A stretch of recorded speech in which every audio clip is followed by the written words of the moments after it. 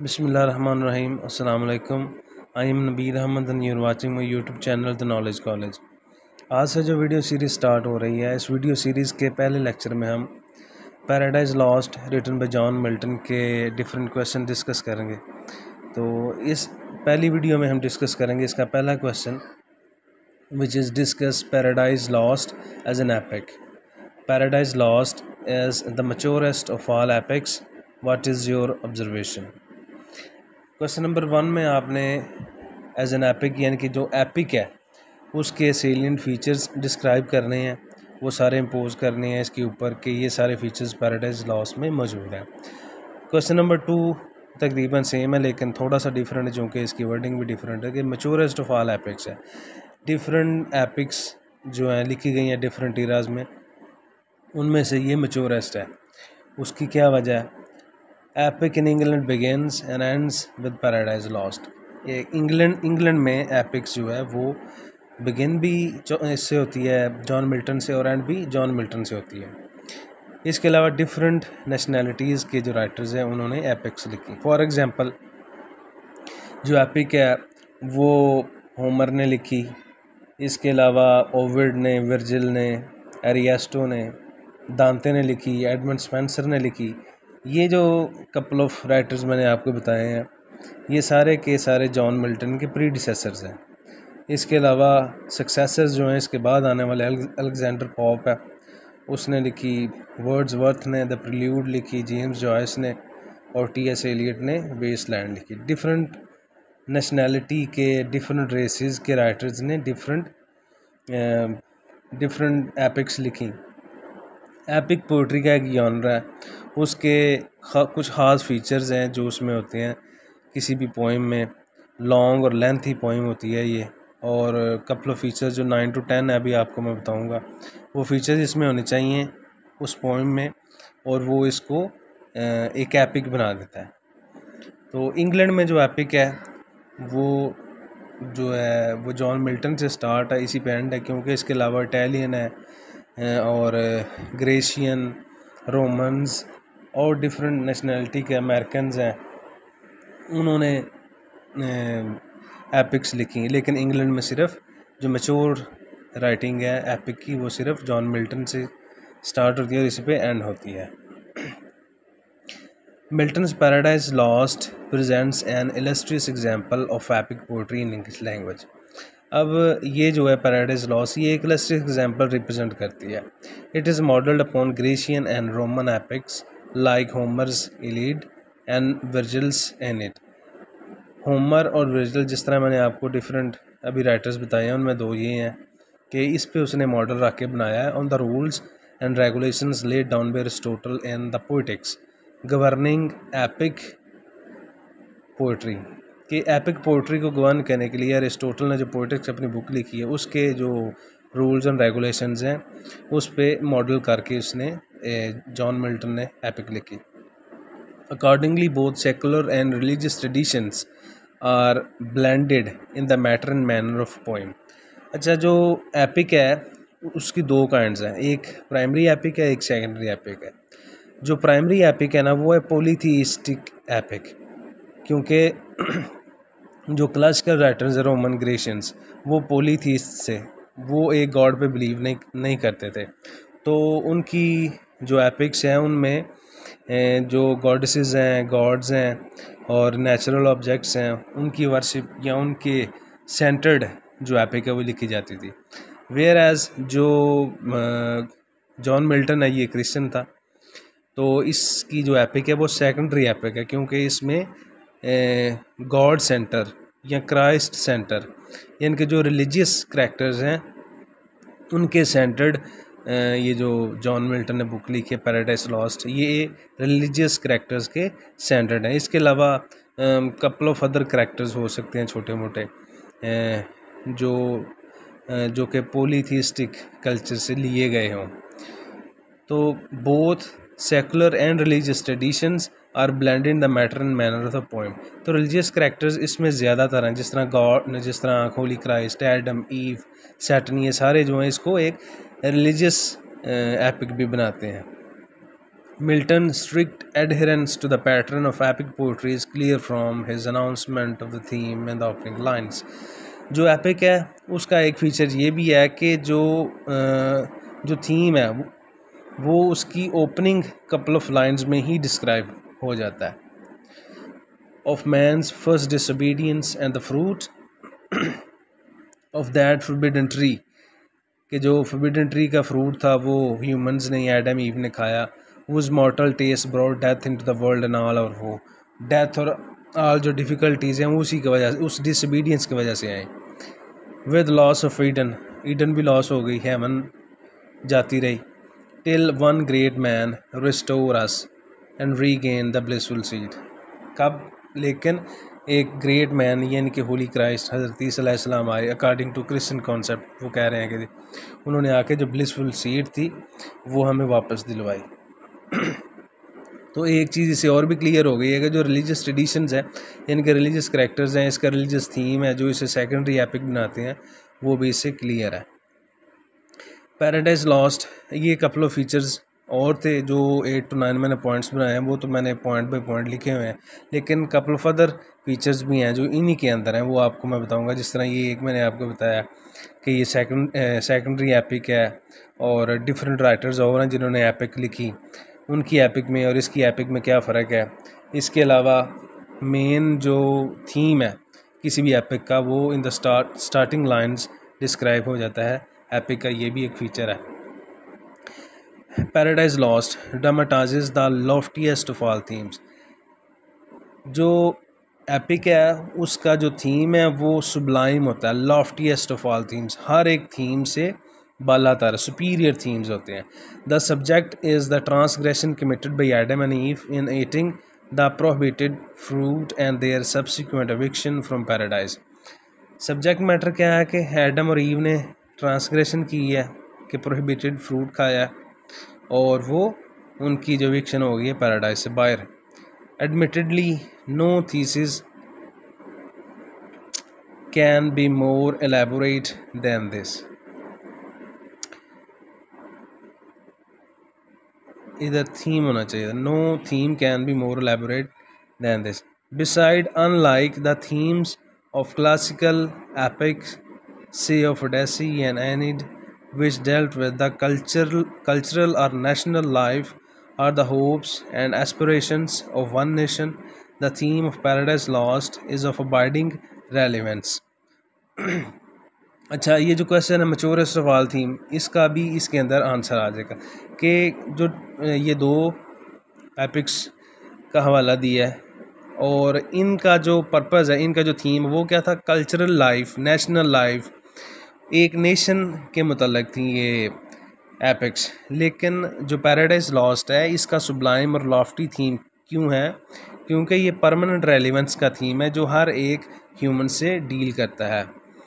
And embraces the entire humanity, सारी humanity को embrace करता है क्योंकि सारी ह्यूमैनिटी के जो फादर है और जो रिस्टोरर है होली क्राइस्ट, फादर एडम है, और जो सारी ह्यूमैनिटी से डील कर रहा है सैटर्न, वो सारे थीम्स इसके अंदर मौजूद हैं. It is one noteworthy point that places Milton over a high pedestal mean base than his predecessors, contemporaries and successors. तो ये एक फ़ीचर भी हो गया अगर ये क्वेश्चन आए एज एन एपिक का, और अगर मैच्योर सवाल थीम आए या बिगनिंग एंड का आए, ये मैच्योर के मतलब ही है, तो क्या होगा इसमें कि उसका जो थीम है वो क्यों इतना मैच्योर है, क्योंकि वो whole humanity, entire humanity, whole humanity को डील करता है और इसी वजह से उसको उसके प्रेडिसेसर्स, कंटेम्पररीज और सक्सेसर्स से अबव रखा गया है. Number 2, Milton follows rules enunciated mean expressed by Aristotle in designing the action of Paradise Lost. The action of an epic in Aristotle's opinion should be one, entire and great. According to Aristotle जो epic action है वो one होना चाहिए, entire होना चाहिए और great होना चाहिए. यानी कि बाकी poems या dramas या जो genres हैं literature के, उन सब से ज़्यादा इसका sublime action होना चाहिए. Keeping in mind the sublimity of the theme, the action of Paradise Lost automatically becomes highly dignified. अब चूंकि थीम उसका डिग्निफाइड है तो एक्शन भी डिग्निफाइड होना चाहिए. Milton's success as a poet lies in imparting unity of action to Paradise Lost, as the whole action revolves around the subject of man. सारा जो एक्शन है वो रिवॉल्व करता है around the action of a man, means Adam. The action in Paradise Lost also forms complete whole. It has proper beginning, middle and end. Book पढ़ेंगे तो आपको पता चलेगा उसकी जो बिगनिंग है वो भी प्रॉपर है कि एडम और ईव ने कौन सी चीज़ें कमिट की, और उसका मिडल उसके बाद क्या हुआ, और एंड में उनकी जो सैल्वेशन होती है थ्रू होली क्राइस्ट, वो भी एक प्रॉपर है. और सारे का सारा एक्शन जो है वो किसी एक थीम है, ways of God to man, उसकी तरफ लीड कर रहा है, कोई और थीम नहीं बनता. The action is contrived, mean devised in hell, executed on earth and punished by the heaven. The term great implies greatness of action not only in its subject matter but also in its time. सिर्फ subject matter नहीं है, with reference to time, कि कितने time में ये सारी epic complete होती है, इस लिहाज से भी ये ग्रेट है. The action in Paradise Lost takes into account the time before the creation of the world to the day of judgment. अच्छा, ये इसका स्टाइल, इसका टाइम, इसका एक्शन, ये सारी चीज़ें एग्जाल्टेड, सुब्लाइम, ग्रेट क्यों हैं? क्योंकि ये जो टाइम अकाउंट में पैराडाइज लॉस्ट में जो टाइम अकाउंट है वो before the creation of the world भी है और to the day of judgement तक वो सारा लीड करता है. In resultant Milton's subject matter is greater than Homer's, Virgil's and Ovid's. ये तीनों ग्रेट राइटर हैं, क्लासिकल राइटर हैं. In its nature, time scale and space, comprehensiveness and moral elevation, ये सारी चीज़ें जो हैं ये इसमें बाकी जो ग्रेट राइटर्स हैं उनसे ज़्यादा पाई जाती हैं. इसीलिए हम कह सकते हैं कि पैराडाइज लॉस्ट जो है मैच्योरेस्ट ऑफ ऑल एपिक्स है.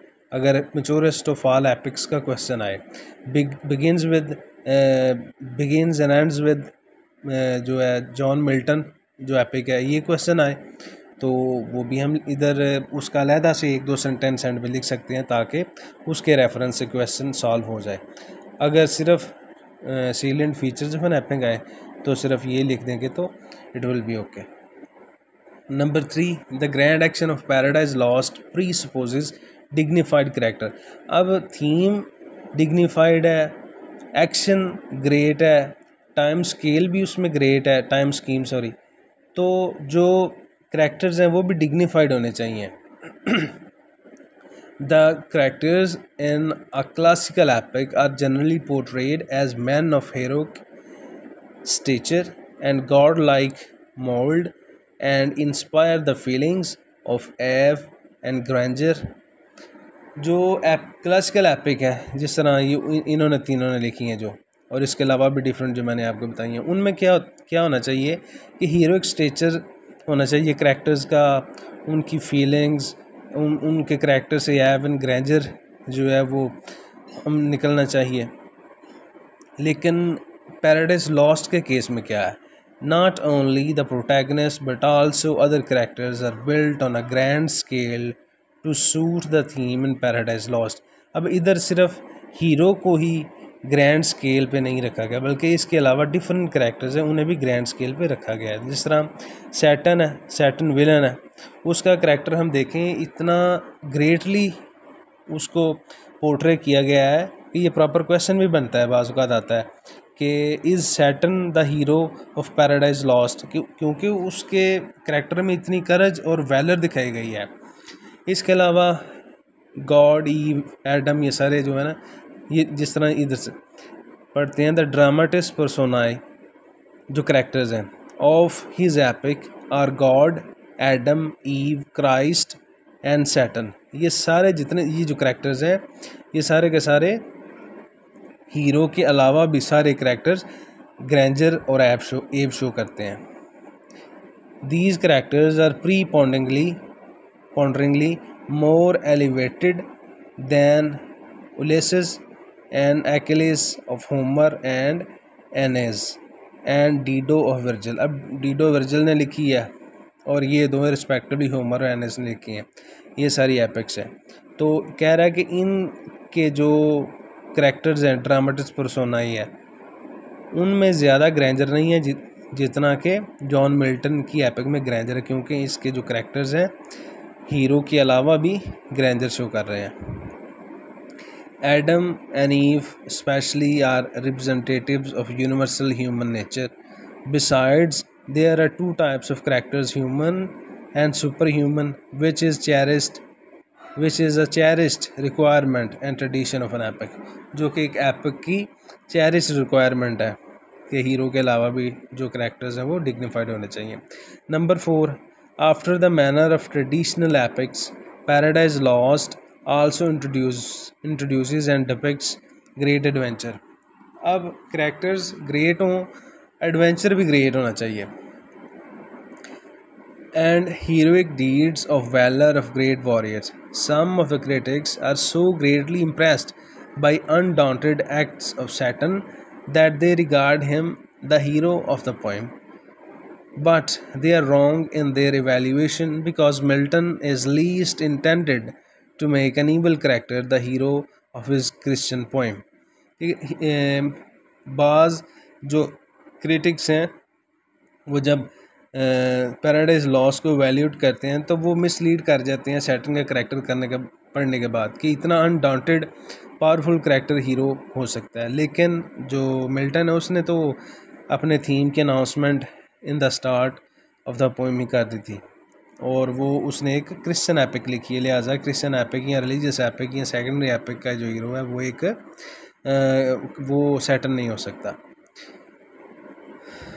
In fact, through Saturn's false heroism, Milton has condemned the traditional and pagan concept of heroism because of its being an outcome of pride and self-love. अच्छा, जिस तरह का उसने character Saturn का show किया तो उसने ट्रेडिशनल और पैगन जो स्टार्ट में जिस तरह ग्रीसियन और रोमन्स हैं इनसे पहले के हैं, उन सब की हीरोइज़म के कॉन्सेप्ट को भी उसने एक साइड पे कर दिया क्योंकि ये प्राइड और सेल्फ लव की एग्जाम्पल है Satan. One of Milton's major achievements is his projection of a new and a sinner wise concept of heroism that is rooted in divine teachings. कि हीरोइज़म का जो सिनर और new version है, novel version है, वो divine teachings में base करता है। In addition, different sort of episodes, games, debates, battle, voyages, dreams, and invocation to muse further enrich the narrative. अच्छा, इसके अलावा जो एपिक का नैरेटिव है उसे रिच कौन सी चीज़ें करते हैं, ये सारी चीज़ें जो हैं ये तो हो गई ग्रैंड एडवेंचर। एक और फीचर इधर है, वो है invocation to muse.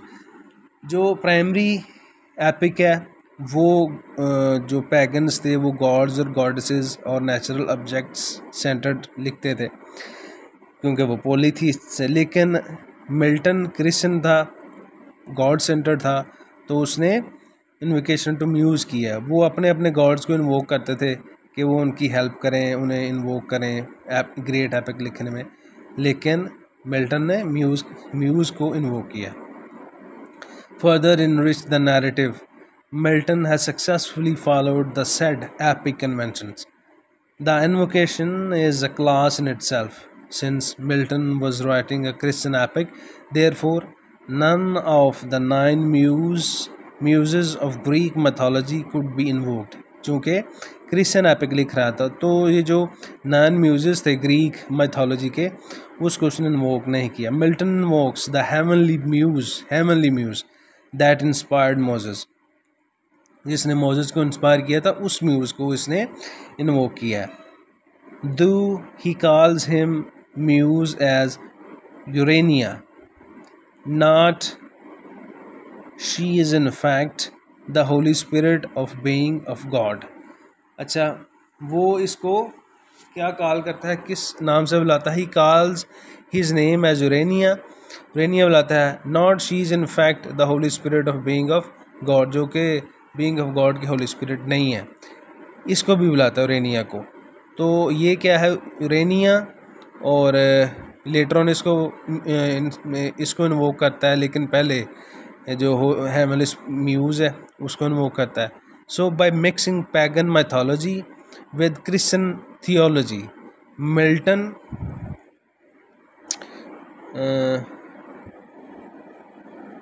makes his poem more elevated than the classical epic. अच्छा, इसने ये सेकेंडरी एपिक है और इसने इन्वोक इसको किया है होली स्पिरिट को. ये लीडिंग जो है ये उसका लीडिंग फिगर है, लेकिन इसके अलावा जो म्यूज़ है क्लासिकल राइटर्स की या पॉलीथीस्ट्स की, उसको भी इसने इन्वोक किया है. और इसके अलावा इसके करैक्टर्स, जो इसका जो मेन ड्रामेटिस पर्सोनाई है, सारी चीज़ें लीड करती हैं रिलीजियस एपिक की तरफ. तो हम इसको सेकेंडरी एपिक ही कहेंगे, क्योंकि इसमें जो पॉलीथीस्टिक टच है वो बहुत थोड़ी है, लेकिन है ज़रूर. तो इस वजह से ये क्लासिकल एपिक है, जो क्लासिकल एपिक है उससे ज़्यादा एलिवेटेड है. Number 6, Paradise Lost is thoroughly didactic in purpose. अब ये सारी चीज़ें हो गई, adventures, characters, actions, loftiest of all themes, ये सारी चीज़ें. तो इनका जो पर्पज़ है वो भी डिडक्टिक होना चाहिए, वो भी ग्रेट होना चाहिए. It imparts a universal message as it guides us towards the reasonableness of religion and the submission to the will of God. तो ये जो पर्पज़ रिवील करती है, ये एपिक जो पर्पज़ रिवील करती है वो सारा क्या है, रिलीजन बेस और submission to the will of God है. Number 7, last but not the least in Milton's epic style. उसका जो एपिक का स्टाइल है वो, his style is encyclopaedic. Encyclopaedic क्या है, यूनिवर्सल है, कंप्रीहेंसिव है. It is entitled as grand and elevated. The theme, action, characters and moral of the poem demanded a majestic style. उसके जो थीम, एक्शन, हर चीज़ ग्रेट थी, तो वो क्या डिमांड कर रही थी, इसका स्टाइल भी मैजेस्टिक हो.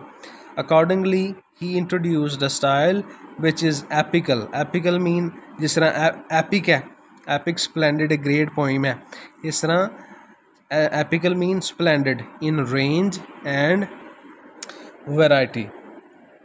A cluster of stylistic devices and poetic beauties like Homeric similes, metaphors, allusions, Latinized syntax and diction, alliteration, repetition of vowels and consonant sounds, hyperboles, onomatopoeic and oxymoron impart due grandeur to the poem. ये सारी चीज़ें impart करती हैं क्या, due grandeur poem के ऊपर करती हैं. अच्छा, ये सारी जो चीज़ें मैंने आपको बताई हैं पोएटिक ब्यूटीज़, इनके ऊपर एक अलहदा से क्वेश्चन आएगा और वो हम अलहदा से डिस्कस करेंगे.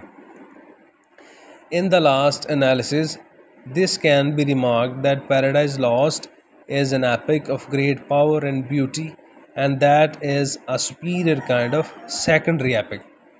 ये superior kind of secondary epic है. ये था जी आज का क्वेश्चन. अगर आपको क्वेश्चन पसंद आया, आपको चीज़ें सीखने को मिली हैं, तो kindly like, share and subscribe my YouTube channel. Thank you. अल्लाह हाफ़िज़.